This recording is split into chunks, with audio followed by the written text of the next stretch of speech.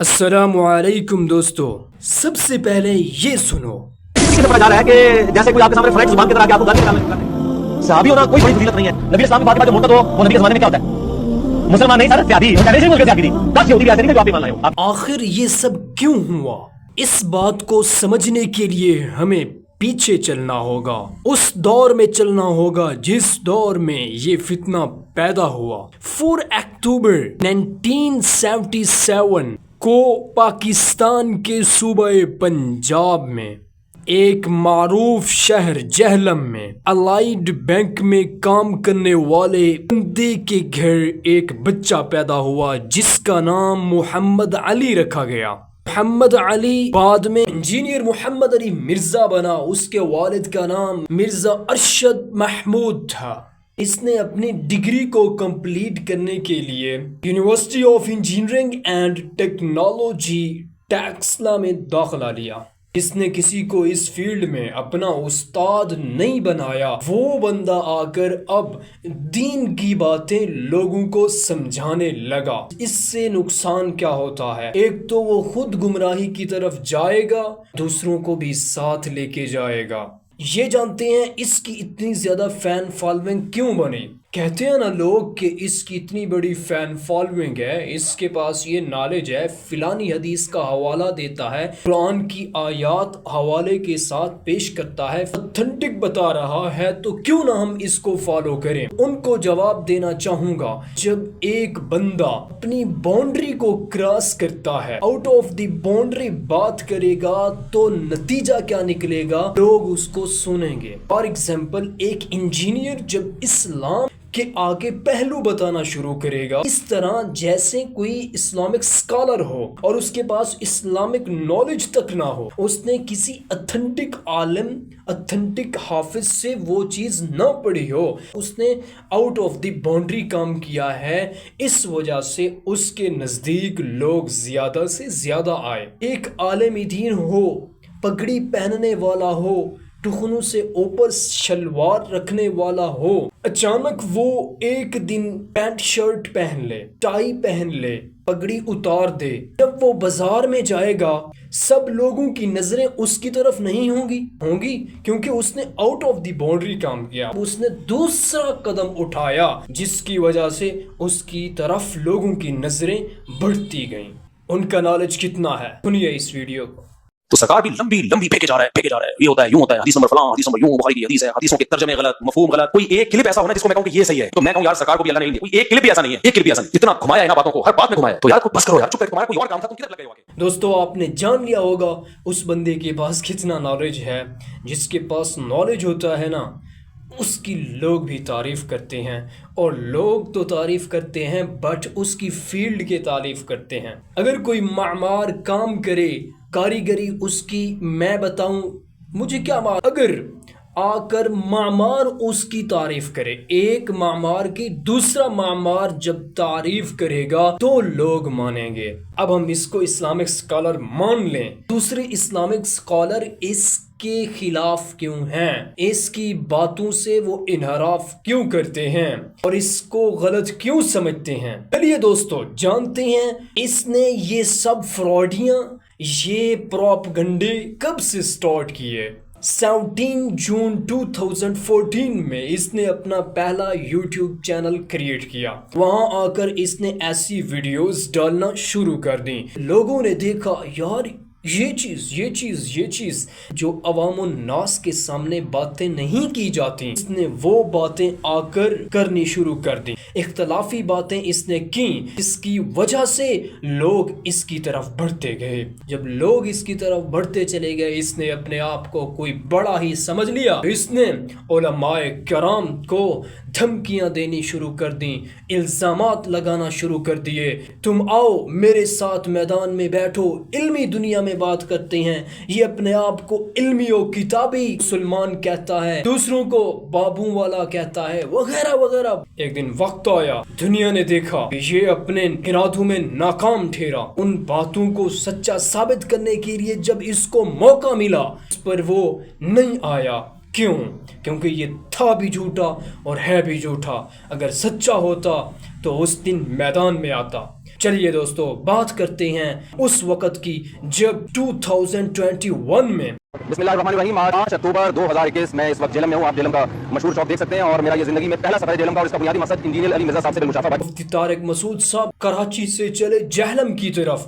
وہاں جا کر انہوں نے ان سے بات چیت کرنے کے لیے وہ گئے. اگر وہ سچا ہوتا میدان میں آتا, بات چیت کرتا, اس کا علمی نالج تھا وہ سامنے رکھتا تاکہ دنیا دیکھتی, آن دی کیمرہ آن دی اسکرین رکھتا تاکہ دنیا دیکھ سکے میرے پاس کتنی نالج ہے, ثابت کرتا نا.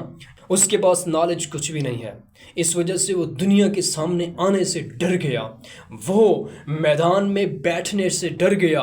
ایک کمرے میں بیٹھ کر باتیں کرنا بڑا آسان ہوتا ہے, حدیثوں کے حوالے دے دینا بڑا آسان ہوتا ہے. اس فیلڈ کے ماہر کے ساتھ بیٹھ کر آن دی کیمرہ آن دی اسکرین بیٹھ کر بات کرنا دنیا کا سب سے مشکل کام ہوتا ہے, جو وہ سمجھ گیا اور اس کے لیے وہ میدان میں نہیں آیا. تو بات یہیں تک نہیں رکی, آگے بڑھی. ایک اور معروف عالم دین مفتی حنیف قریشی, ان کے بارے میں یہی آیا. اس سے اس نے ڈیبیٹ پر باتیں متفق کیں. پھر بعد میں پینترے بدلتا رہتا ہے, کہتا ہے کہ اپنے بڑے سے لکھوا کر لاؤ, یہ اس طرح کی باتیں کر رہا ہوتا ہے. میری ایک بات یاد رکھیے گا, جو بندہ جھوٹا ہوگا اس طرح کے بہانے بنا بنا کر لوگوں کو گمراہ کرتا جائے گا. اگر حقیقت میں وہ بندہ سچا ہے, اپنے موقف پر وہ ڈٹا رہے تاکہ اس کی سچائی دنیا دیکھ سکے, اپنے سچ کو جو ثابت نہیں کر سکتا وہ بندہ سچا ہو نہیں سکتا. 26 نومبر 2023 کہ وہ صبح آن پہنچی کہ مفتی حنیف قریشی 9 بجے سے پہلے جہلم شہر میں داخل ہو ہی گئے. جب اس کی اکیڈمی کے سامنے پہنچے تو پھر حالات کچھ اس طرح کے تھے. آئیو دوستو بات یہاں تک نہ رکی, پھر بڑھی. ایک اور عالم دین سے ڈیبیٹ پر متفق ہونے لگے. مفتی عبدالواحد قریشی, اس فیلڈ کا بے تاج بادشاہ, اس نے کہا کہ اگر تو کہتا ہے ہم اپنے مفتی تقی عثمانی صاحب سے ڈیبیٹ کے لیے, تم سے مناظرہ کرنے کے لیے حوالہ لے کے آئیں, بڑے سے لکھوا کر آئیں, تو پھر تم بھی مرزا مسرور سے لکھوا کر آؤ, دونوں طرف سے سٹرونگ ہو کر بیٹھیں. جس دن تم ہمارے ساتھ بیٹھ گیا وہ دن تمہاری علمی دنیا کا آخری دن ہوگا. جس رات تو بیٹھ گیا وہ رات تمہاری علمی دنیا کی آخری رات ہوگی. جس دن وہ ہمارے سامنے صحیح ترتیب پہ بیٹھ گیا نا, علمی دنیا میں یہ اس کا آخری دن ہوگا. جس رات بیٹھ گیا علمی دنیا میں آخری رات ہوگی. مفتی حنیف قریشی نے آئے مرزا میری داڑ تھلے, میرا 10 کروڑ روپے کا چیلنج ہے مرزے کو. وہ کہتا ہے کہ یہ ان کا بنیادی عقیدہ ہے لا الہ الا اللہ چشتی رسول اللہ. میرا تمہیں چیلنج ہے, اہل سنت و جماعت کے کسی ایک عالم کی کتاب میں دکھا دو کہ اس نے لکھا ہو کہ لا الہ الا اللہ چشتی رسول اللہ ہمارا کلمہ ہے اور چشتی رسول اللہ ہمارا عقیدہ ہے. 10 کروڑ بھی دوں گا, تمہارے ہاتھ پہ بیعت بھی کر لوں گا. اس کے رافضیانہ اور گمراہ کو نظریات سے بچو. میں آپ کے سامنے کچھ اس کے رافضیانہ اور گمراہ کو نظریات رکھنا چاہتا ہوں, اس کو ضرور سنیے. انجینئر مرزا علی کے 50 رافضیانہ اور گمراہ کن نظریات آپ سکرین پر دیکھ سکتے ہیں. یہ نظریات ثبوت کے طور پر مرزا علی کے بھی اور مختلف چینلز پر بھی موجود ہیں, اس کی ویڈیوز میں بھی جا کے دیکھ سکتے ہیں. یہ ایسی بات نہیں کہ ہم نے وہاں سے اٹھا کر جیسے مرزا علی کرتا ہے ہم نے کر دی. نو نو نو نو, یہ ان کی ویڈیوز میں بھی باتیں موجود ہیں, ان کو یکجا کر کے ایک جگہ ہم نے جمع کر دیا ہے. آپ اس کو گوگل پہ بھی سرچ کر سکتے ہیں. 50 مرزا علی کے رافضیانہ گمراہ کن نظریات آپ وہاں جا کے دیکھ لیں اور اس کا لنک ڈسکرپشن میں بھی آپ کو مل جائے گا. دوستو یہ اس کے گمراہ کن نظریات ہیں جس کی وجہ سے بہت سے لوگ گمراہ ہوئے. اس نے سہارا کس چیز کا لیا؟ اس نے فرقوں کا سہارا لیا کہ اتنی فرقے بنے ہوئے ہیں, یہ اس طرح کہتا ہے وہ اس طرح کہتا ہے. میرے بھائیو دوستو پہلے ہی امت انتشار کا شکار ہے. 6 مئی 2020 میں اس کو ایک مرتبہ اریسٹ کیا گیا, وہ بھی کہ उलमाए कराम को धमकियां देता रहा, फिर ये रिहा भी हो गया। एक मरतबा फिर इसको अरेस्ट अब किया जा चुका है। 25 अगस्त 2025 इसकी अरेस्ट की डेट है, जिसमें इसको नबी पाक सल्लल्लाहु अलैहि वसल्लम की गुस्ताखी करने की वजह से अरेस्ट किया गया। आप उसको वॉच कर सकते हैं। हर इंसान के कुछ ना कुछ पहलू होते हैं।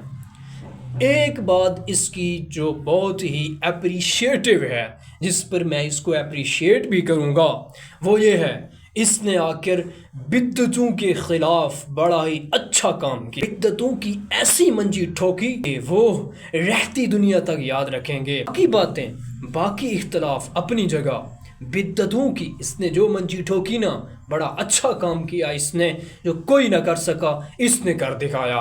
मैं उनके जो स्टूडेंट्स हैं उनको दावत फ़िक्र देना चाहूँगा। मेरे भाइयों दोस्तों, तुम जिसके पीछे जा रहे हो वो हकीकत नहीं है।